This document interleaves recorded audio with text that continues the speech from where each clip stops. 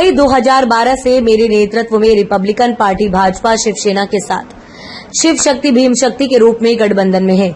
फिर एकनाथ शिंदे और अजीत पवार की पार्टियों के साथ गठबंधन किया गया, लेकिन इसके बावजूद हमें सरकार में कोई भागीदारी नहीं मिली है।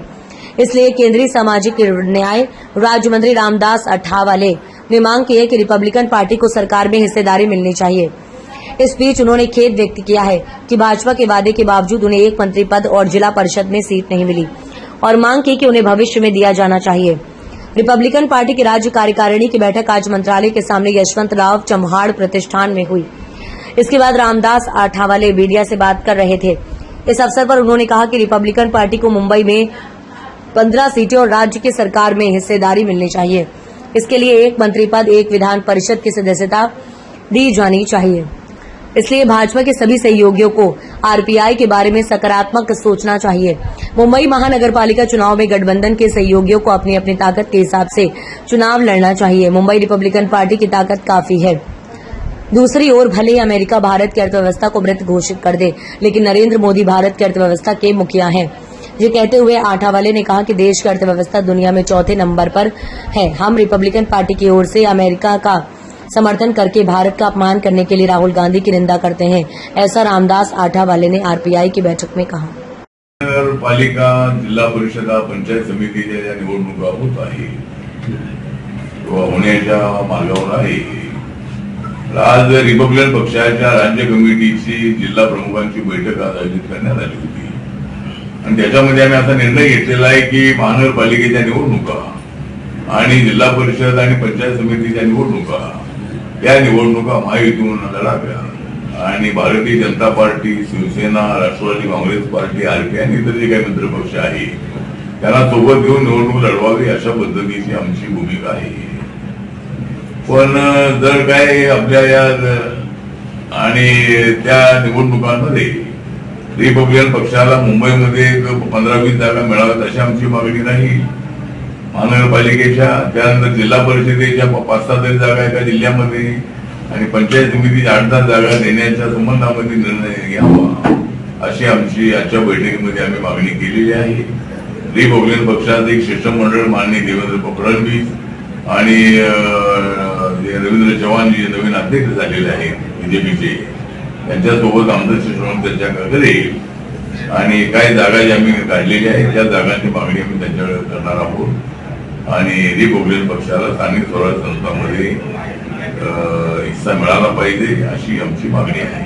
सर, ठाकरे बंधू एकत्र आले तर महायुतीचा फार प्रचंड मोठा फायदा होणार आहे। कारण त्याचं कारण असं आहे की मराठीच्या मुद्द्यावर राज ठाकरे आणि उद्धव ठाकरे यांनी एकत्र येऊन नॉन मराठी लोकांना नाराज केलेला आहे आणि मराठी लोकांच्या बाजूने ते आहे ती गोष्ट जरी असली तर आम्ही सुद्धा मराठीच्या बाजूने आहोत।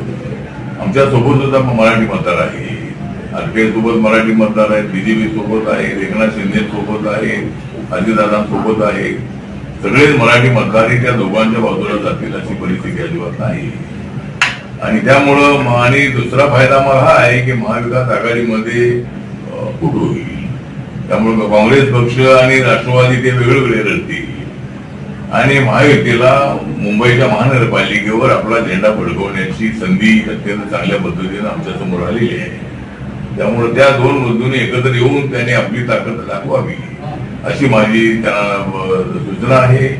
पण ते एकत्र येतील असं मला वाटत नाहीये, पण जर एकत्र आले तर तरीही आमचं नुकसान अजिबात होणार नाही। उलट दोघे एकत्र येण्यामुळे महायुतीचा अजूनही जास्त फायदा होऊ शकेल। पृथ्वीराज चव्हाण हे आमचे मित्र राहिलेले आहेत, ते महाराष्ट्राचे मुख्यमंत्री राहिलेले आहेत आणि त्यांनी आता मी राजीनामा द्यावा असं त्यांनी म्हटलेलं आहे। मी कधी त्यांनी राजीनामा द्यावा असं म्हटलेलं नाही आहे।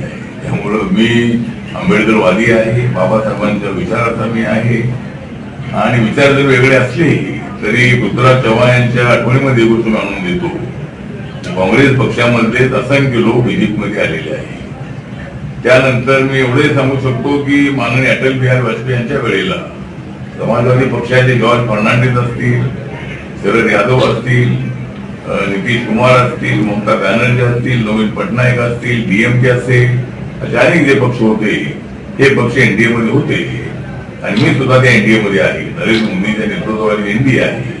वैचारिक मतभेद त्या मुद्द्यावर असू शकतील, आहे ती, पण कॉमन मिनिमम प्रोग्रामवरती देशाच्या डेव्हलपमेंटच्या मुद्द्यावर मी बीजेपी सोबत आहे. मी काही त्यांचे सगळे विचार स्वीकारले जात अजिबात नाही, पण माझी भूमिका, माझा अजेंडा हा आंबेडकरवादी अजेंडा आहे. सर्व जाती धर्माच्या लोकांना घेऊन पुढे जाणारा माझा अजेंडा आहे. संविधानाचा भारत उभा करण्याचा माझा अजेंडा आहे.